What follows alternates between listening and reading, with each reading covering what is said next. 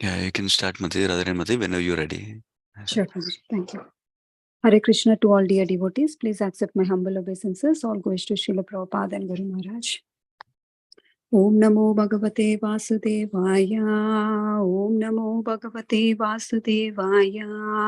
Om Namo Bhagavate Vasudevaya. Narayanam Namaskrutyam Naram Chaiva Narottamam Devim Saraswatim Vyasam Tato Jayam Udirayet. नष्टप्रायेषु अभद्रेषु नित्यं भागवत सेवया भगवते उत्तमश्लोके भक्तिर्भवति नैष्ठिकी. Today we are reading from Srimad Bhagavatam, Chapter 2, Chapter 9, answered by Creating the Lord's Version. From the text 31. The personality of Godhead said, knowledge about me, as described in the scriptures, is very confidential, and it has to be realized in the conjunction which with the devotional service. The necessary paraphernalia for that process is being explained by me. You may take it up carefully. Text 32. All of me, namely my actual eternal form and my transcendental existence, color, qualities, and the activities, let all be awakened within you by the factual realization out of my causeless mercy. Text 33. Brahma. It is I, the personality of Godhead, who was existing before the creation, when there was nothing but myself, nor was there the material nature, the cause of this creation. That which you see now is also I, the personality of Godhead, and after inhalation, what remains was also be I, the personality of Godhead. Text 34. O Brahma, whatever appeared to be of any value, if it is without relation to me, has no reality. No, it has my illusion energy, the reflection which appeared to be in the darkness. Text 35. O Brahma, please know that the universal elements enter into the cosmos and at the same time do not enter into the cosmos. Similarly, I myself also exist within everything created, and at the same time I am outside of everything. Text 36. A person who is searching after the supreme absolute truth, the personality of Godhead, must certainly search for it up to this in all the circumstances, in all the spaces and time, and both directly and indirectly. Text 37. O Brahma, just follow this conclusion by fixed concentration of mind, and no pride will disturb you, neither in the partial nor in the final devastation. Text 38. Sukadev Goswami said to the Maharaj Parikshit, the Supreme Personality of Godhead Hari, after being seen in his transcendental form, instructing Brahmaji, the leader of the living entities, disappeared. Text 39. On the disappearance of the Supreme Personality of Godhead, Hari, who is the object of the transcendental enjoyment for the sense of the devotees, Brahma, with folded hands, began to recreate the universe full with the living entities as it was previously. Text 40th. Thus, once upon a time, the forefather of the living entities and the father of the religious, Lord Brahma, situated himself in the acts of the regulative principles, desiring self interest for the welfare of all the living entities. Text 41. Narada, the most dear of the inherited son of Brahma, always ready to serve his father, strictly follows the instruction of his father by his mannerly behavior, meekness, and the sense control. Text 42. Narada very much pleased his father and desired to know all about the energies of the Vishnu, the master of all the energies. For Narada was the greatest of all the sages and greatest of all the devotees, O king. Text 43. The great sage Narada also inquired in the detail from his father, Brahma, the great grandfather of all the universe, after seeing him well satisfied. Text 44. Thereupon the supplementary Vedic literature, Srimad Bhagavatam, which was described by the personality of Godhead and which contains 10 characteristics, was told with satisfaction by the father Brahma to his son Narada. Text 45. The succession, O king, the great sage Narada instructed Srimad Bhagavatam unto the unlimitedly powerful Vyasadeva, who meditated in the devotional service upon the Supreme Personality of Godhead, the Absolute Truth, on the bank of the river Saraswati. Text 46. O King, your questions as to how the universe became the manifested from the gigantic form of the personality of Godhead, as well as the other questions, I shall answer in detail by the explanation of the 4 verses already mentioned. Thus ends the Bhaktivedanta purport of Srimad Bhagavatam, Canto 2, Chapter 9, answered by the critic by the Lord version. Thank you, Prabhuji. Hare Krishna.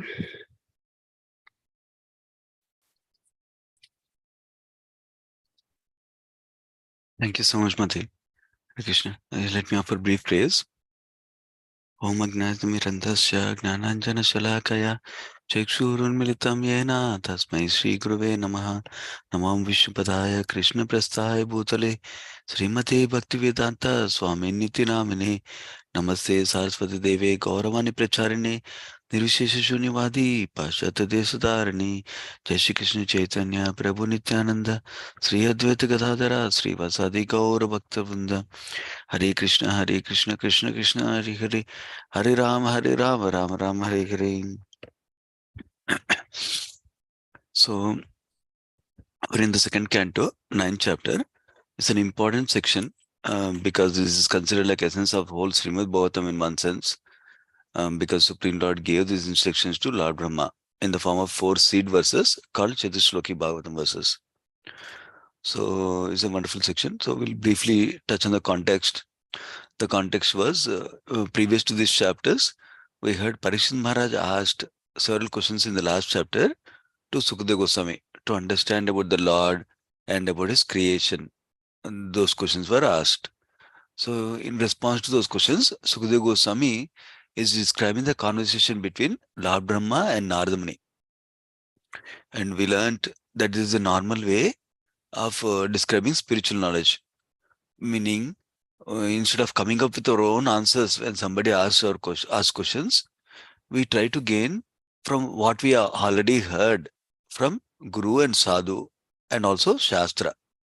So we quote the Guru or Sadhu or Shastra to answer any questions that someone has or the questions that we get also.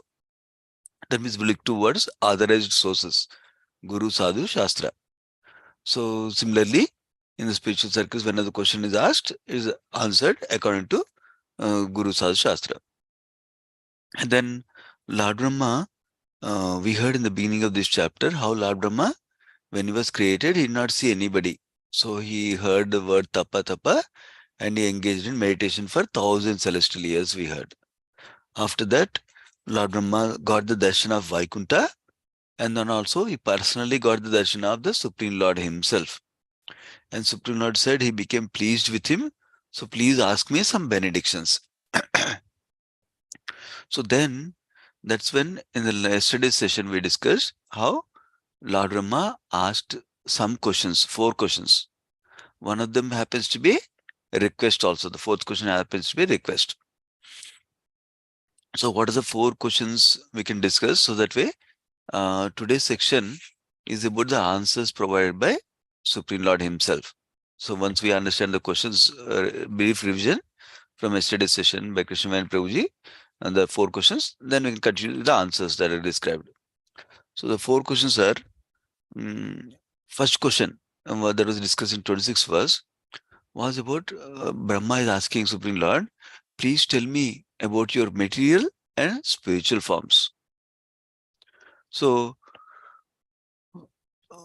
why is asking? That means material forms means forms that you take up in relation to the material world, and forms that you have always spiritually there, spiritual avatars. Then second question was, please describe uh, how you're working with various energies, both material energies and spiritual energies. So first question was about uh, the forms of the Lord, that means material and spiritual forms of the Lord. Second question is energies of the Lord, material and spiritual energies of the Lord. And third question is about activities of the Lord or the pastimes of the Lord. He's saying, please describe your activities or pastimes in relation to material energy and in relation to spiritual energies. So forms of the Lord, energies of the Lord, activities of the Lord. Three questions. And fourth question, he places a request before him. What is the request? He says, please give me your mercy. Please empower me with the Shakti. Please empower me with the capability to execute your instruction of creation, secondary creation. And while doing that, please help me so that I don't become proud or I don't become bound to this material world also. Basically, he's requesting him to give him the empowerment and mercy to create, to execute the Lord's instruction to do the creation. But however, he's saying, while doing creation, there's a possibility of becoming proud or becoming bound to this material world or becoming lethargic. So please help me so that I don't become affected by any of this, either pride or bondage or lethargy like that. That's the fourth question. So about the forms of the Lord, energies of the Lord, both material and spiritual forms, material and spiritual energies, and activities in relation to material and spiritual energies. And then finally ask him, please give me your mercy. Please enable me so that I can do this service without pride or bondage. Those are the four questions. This is just revision for the context. Now, going to the Supreme Lord is speaking personally to Lord Brahma. Imagine the depth of this knowledge the Supreme Lord is giving personally. So, before we go to the Chatusloki verses, which are from 33, 34, 35, and 36, let's look at the two verses Lord speaks as a preface to his instructions. In 31st verse, Lord speaks, Lord says, before Lord is speaking the knowledge, he is telling what he's going to share. So he's saying, I will give you Gnanam, the most secret knowledge about my form. That I will tell you. And he's saying, I'll also give you the Vijnanam, the realization of that form also. Not just theoretical knowledge, but practical realization also I'll give you. These two constitute Sambandha Gnana. Most of you might know the Vedic knowledge is categorized by Lord Chaitanya in three broad categories: Sambandha Gnana, Avideya Gnana, and Prayojana Gnana. Sambandha Gnana means understanding the relationship of everything with the Supreme Lord, including ourselves and everything we see around us, how everything is connected to Supreme Lord. That's Sambandha Gnana.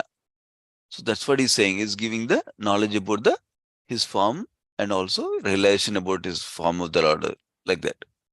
So Gnana, Vijnana. Then he describes about Prayojana Gnana. He says, let me also tell you about Saharasam, Prema Bhakti. So this is the Prayojana Gnana. What does it mean? That means after we do devotion service, what is the result of it? What is the fruit of the devotion service? Which is Prayojana, which is realizing Krishna everywhere. That also I'll share with you. That Prema Bhakti, uh, goal of Prema Bhakti and the state of Prema Bhakti also I'll describe to you, he's saying. Then the third category of knowledge is the Abhideya Gnana. Means how do we engage in devotion service? What can we do so that we can get the fruit of Prema Bhakti or Krishna Prema? What can we do? What can we do is engage in sadhana bhakti. That is, he uses word tadangam.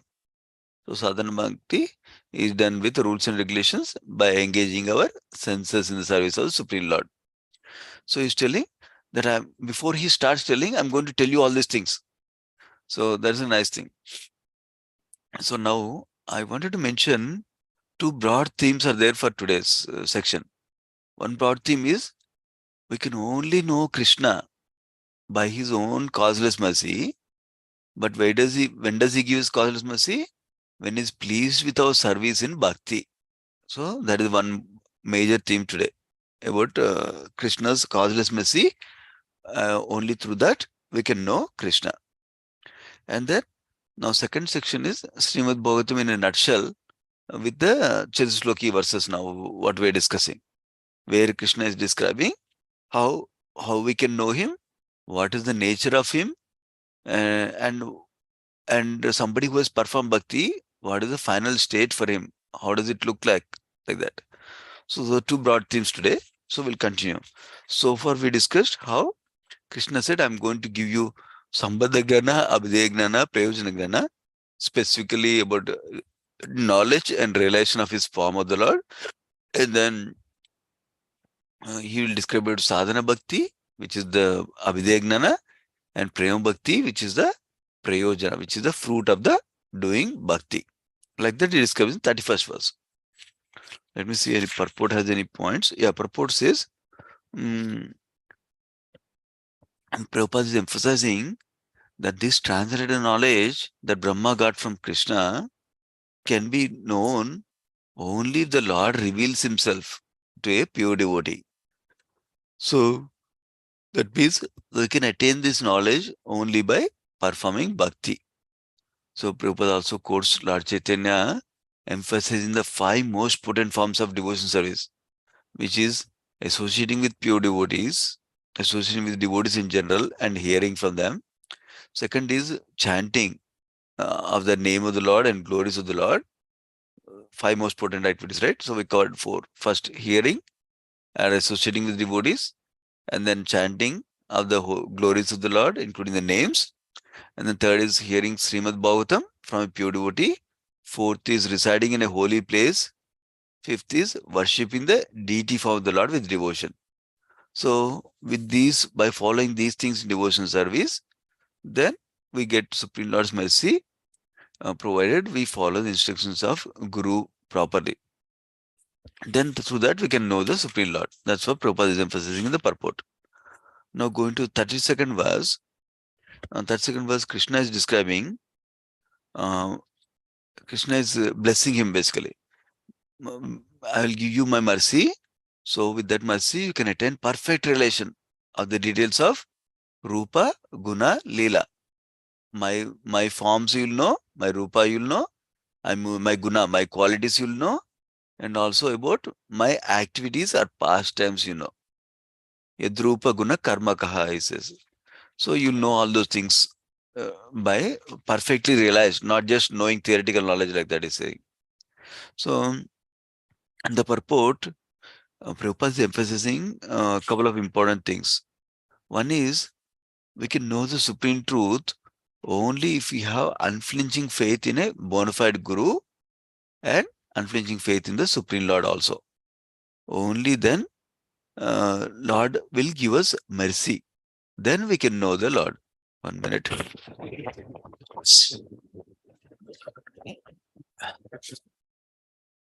So this faith is something that we need to understand bhakti, to understand Bhagavan, Supreme Lord.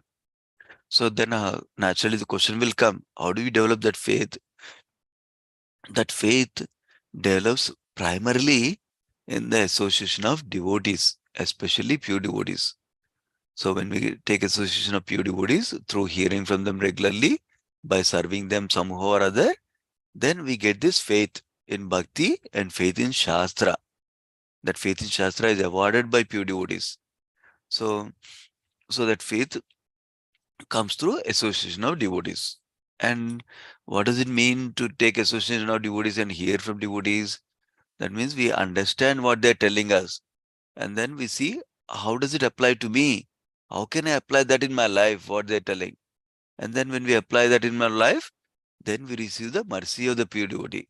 Through the mercy of the pure devotee, then we develop some faith in bhakti and Supreme Lord also. So there is a secret purpose revealing in the purport for us. So that means even it's available for us also.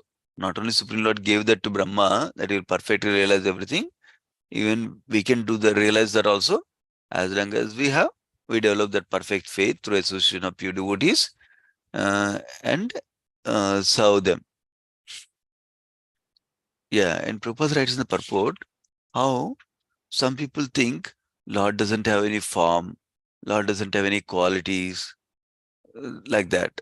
So, but Prabhupada is explaining that when Vedas sometimes describe Supreme Lord as Nirakara, formless, they're talking about not having a mundane form or a material form like any one of us have currently.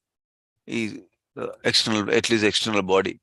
But Supreme Lord has a spiritual form that is not mundane with the material elements, earth, water, fire, air, and ether. It is not comprised of that.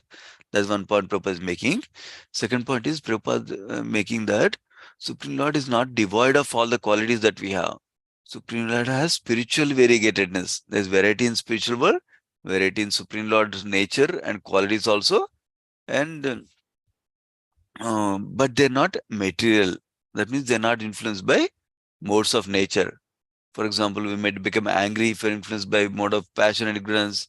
But Supreme Lord, even if he exhibits anger, that is his transcendental quality. He's not influenced by modes of nature like that. And then he's also describing, Prabhupada is also describing that he does incarnates for protecting devotees in different ways by performing different leelas. One of the example he's giving is of how when he's 7 year old, he lifted Govardhan Hill to protect his pure devotees like that. So when devotee hears those pastimes, he believes in the nature, transcendental nature of the Krishna, and he develops confidence in Krishna also. And that relation can come only by mercy of Krishna. Um, and they're revealed, such things are revealed to his pure devotee like that, Prabhupada writing. Going to the 33rd verse, which is the first verse of Chatusloki. These four verses are important for us today because this is the essence of this whole chapter, very important to understand them properly. That's why Prabhupada wrote wonderful, long purports for this. But we'll cover in the essence form, considering the time we have.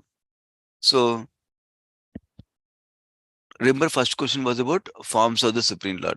So, he's answering now. Supreme Lord is answering personally. What does he say? Mm, I, I alone existed. That means nobody was there. I alone existed before this creation, material creation. And where was he existing? He was existing in the spiritual world as the Lord of the spiritual world. So that means even before material creation started, he was existing. Number one. Number two, he's saying after the creation of the material universe, I existed, I am existing as the universe, super soul, and different avatars also. So that is before creation he existed, during the creation is existing, or after creation is existing, and after annihilation of this material creation also. That means after all the material universes are annihilated, are destroyed, then also exists as what? Again as the Lord of Vaikunta or a spiritual world. So basically, in the three phases of broad categories of time, not yesterday, today, and tomorrow, but in terms of broad categories, before this whole creation was there, and after this creation, and after the creation is gone, after the annihilation is done, in all three stages, Supreme Lord is there with the spiritual form as the Lord of Vaikunta and in the material form as the material universe also. So remember the Brahma asked the question about material forms and spiritual forms of the Lord. So that is the answer given by the Supreme Lord. So in this, by describing this, Prabhupada is emphasizing the nature of the Lord with his personal form. So Supreme Lord is not impersonal. He is existing as a Bhagavan feature, a supreme personality of Godhead feature, always. But then he takes different expansions for different purposes during the creation and annihilation as needed like that. That's one point Prabhupada makes. So the main point to be taken is Supreme Lord's eternal form is existing all the time like that. And the second point is Supreme Lord's impersonal feature, Brahman feature, is coming from the personal features of Supreme Lord. From Supreme Lord's body is Brahmajyoti, effulgence emanates. Some people only study the Brahmajyoti and thinks that is all in all. But the source of Brahmajyoti is the personal form of the Lord. That means Supreme Lord has both personal and impersonal features of the Lord, like that. That's the first Chatusloki verse. Going to the second Chatusloki verse, 34th verse, he says, whatever appears to be of any value, if it is without relation to me, then it has no reality. It's just illusion, Mahamaya, like that is saying. The point here is remember the second question Brahma asked is about, please tell me about the various spiritual and material energies of the Lord, how they are working, like that, right? Now he's telling that everything is working because of my energies. So that means everything belongs to me with the Supreme Lord, is saying. That means if everything is engaged in the service of Krishna, that is the influence of Yoga Maya. That means we're working in the internal energy of the Supreme Lord. Whereas if we don't see things in relation to Lord, oh, this is only mine, is my for my enjoyment. Like that, when we see, that is with detachment from Krishna. So then that is considered as Mahamaya. That means we're seeing things without relationship with Krishna. So Krishna is describing that. That is called Mahamaya as an illusion. So what do we learn from this? What we learn from this verse is that Supreme Lord is running everything by his energies. That means he is the cause of all causes.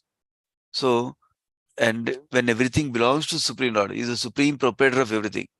That means we need to dovetail everything in relation to Krishna. Um, that is the one thing we can learn from this verse. Another thing Prabhupada is pointing out in the purport is how in all stages of life, Supreme Lord and we ourselves as individual jivas or living entities, we all have personal form and we are all having individuality. We never become one with Brahman and lose our existence, our individuality. Our individuality is always existing. That's the other point Prabhupada is making in the purport. And remember, Krishna says that so that if you see anything not in relation to Krishna, that is illusion. Mahamaya is saying, right? That illusion, Prabhupada is explaining purport, is of two categories. One category is the covering influence, another category is the throwing influence, he says. What is the two category phases of existence of influence? Maya. The throwing influence of Maya throws the living entities into the darkness of ignorance. That means it's covering with ignorance. That means sending us to material world. That is the first existence of Maya is saying. Second one is the covering influence. That is covering a poor man with a poor fund of knowledge about the existence of Supreme Person.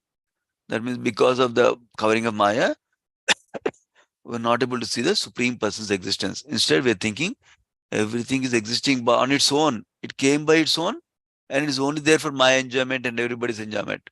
We're not seeing Supreme Person's involvement in creation and Supreme Person's involvement in enjoyment of everything that is existing. That's the other point. Prabhupada is clarifying the purport.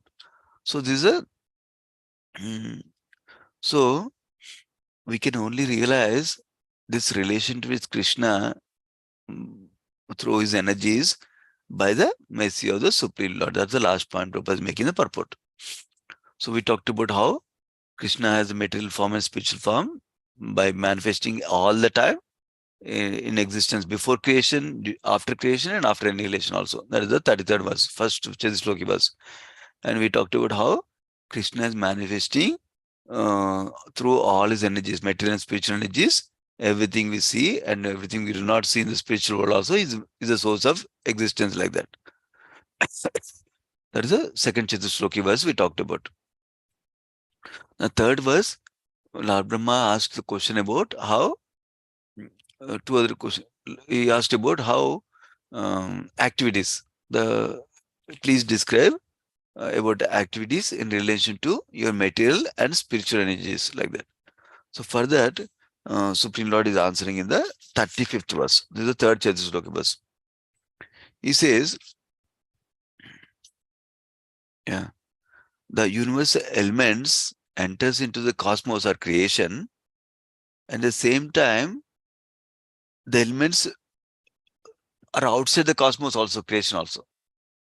And then this is first explaining the energy analogy, that how material elements are existing in the creation, are existing outside also, number one. Number two, I myself exist within everything that is created. At the same time, I'm outside of everything also. Basically, point is saying is, whatever I create, I'm existing in them through my energies and expansions. At the same time, I'm outside of everything also. Like that is describing. So the examples given are very helpful for us. One example is, for example, the table or this computer or the phone or this headset is made of a small little element of earth. Without that, this doesn't exist. Of course, water, fire element, they're all existing. But the main element existing is the earth. So earth is there outside also. Earth is there in the headset also. So the material elements are existing outside and in the creation of the objects also. Both, right? Similarly, the Supreme Lord is existing before this material creation and in spiritual form, and then also is is acting uh, in the material universe by the expansions, and is doing different pastimes in relation to the material world also. Especially we discussed about the Karnasya Vishnu, Maha Garbhodaya Vishnu, and Shirodaksha Vishnu. These are specific forms that is in which is interacting directly with the material creation, like that, and maintenance also. Like that we discussed.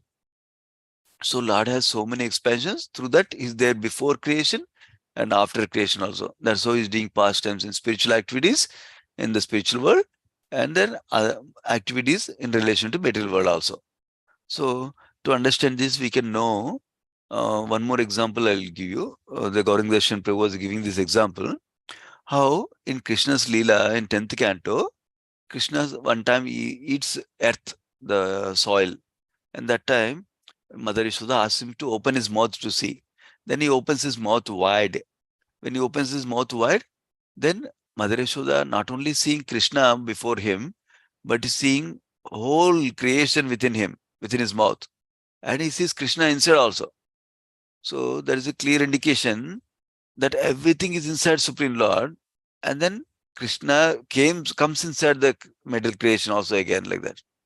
So, for example, we know the whole from Krishna expands Balaram, from Balaram Chaturvyuha, Sankarsana, Pradyumna, Aniruddha, Vasudeva expands.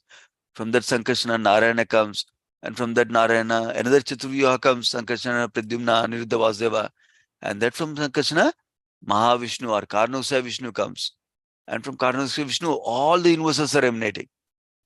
So, from Mahavishnu, all the universes are coming. That means all the universes are in Mahavishnu. Now, we can understand that this Mahavishnu or Karnasya Vishnu is the expansion of Krishna, we understood just now. Prabhupada explains in the first canto. So, in that sense, universes are coming from Mahavishnu. Mahavishnu expansion of Krishna. So, in that sense, Krishna is the source of everything. Krishna existed before anything existed, like that. So, that is the other understanding we are getting, how Krishna acts in relation to his material and spiritual energies through this verse. Let me see, this is the 35th verse, right? Yeah, 35th verse. And the point Prabhupada makes in purport is, uh, by engaging in devotion service, uh, devotees are absorbed in thoughts of Krishna, like that. So the last verse for Chatusloki. Now, fourth verse. Remember, the fourth question was, please empower me with mercy so that I can do my service that you gave me to follow your instructions. And then, so that I don't become proud or affected by bondage to the material world, like that he asked. So that in the fourth Chatusloki verse is describing that only if somebody is searching after absolute truth, you should perform sadhana bhakti. That is the best process. Only by bhakti, we can overcome bondage to material world and we can overcome the pride. So this is very important for us. So basically, Bhaktivinoda Thakur describes we can become free of anarthas by following the rules of bhakti directly and following the restrictions of bhakti indirectly, like that. So basically, by following the rules and regulations of bhakti with the guidance of pure devotee, spiritual master, and engaging in sadhana bhakti, that is the means we can achieve the perfection state. So he is telling, uh, perform bhakti. That is the way you can understand me fully. Fully means to whatever extent Krishna gives mercy for us to understand, like that. So, and it's bhakti, Prabhupada emphasizes in the purport, bhakti is open for all. There's no qualification. We don't need to be very, very intelligent. We need to be able to chant 192 rounds. Not like that. Bhakti is open for everybody. As long as we're sincerely trying our best, Krishna will empower us. Krishna will give us mercy. So we can perform bhakti, we can know him and understand his energies, everything in relation to Krishna, like that. So going further, I will summarize the rest of the verses because we wanted to take more time for the Chitustloki verses, which was the foundation of this chapter and this whole Srimad Bhagavatam. Now I'll summarize the rest of the verses. Basically, how can we understand the deep meaning of these Chitustloki verses or Bhagavatam itself? By rendering service to the spiritual master and by following his instructions. That's how we can understand the deep meanings of Bhagavatam. And then, after instructing Brahma like this, Supreme Lord disappeared from there. Then, Brahma then began to start the secondary creation or Visarga, where he created the planets and gave the bodily forms to all the living entities, like that. So, then Narada's qualities are described in the 41st to 43rd verse. How he is very obedient to his spiritual master and father, how he was controlling his senses, how he was very humble and meek, how he is well behaved, and how he was the greatest of all sages. So Narada pleased his spiritual master and father and asked questions to know about Lord's Maya. So now, next chapter talks about Brahma speaks to Narada Muni about the 10 topics of Srimad Bhagavatam and how the creation happens, primary and secondary creation happens in brief again one more time. So that's where we're going next. So basically we heard how Supreme Lord is always existing before, after creation and after annihilation, and he has material and spiritual forms also. Material form in the terms of universe and spiritual forms that is exhibiting in terms of different expansions. And we heard about how he's manifesting different energies to run everything in this world and the spiritual world, and how his activities, he does pastimes in relation to spiritual and material energies, and how by his mercy, when we engage in devotion service, we can engage in any activity without any pride and do his service as an instrument to Krishna. So we'll pause there. We'll continue tomorrow or next day, Monday. Srimad Bhagavatam ki jai, Srila Prabhupada ki jai. Let's offer obeisance to all the devotees of the Lord. Vancha kalpatarubhyascha kupasindubhyevacha patitanam pavanebhyo vaishnavebhyo namo namaha. Thank you so much, devotees. Hare Krishna.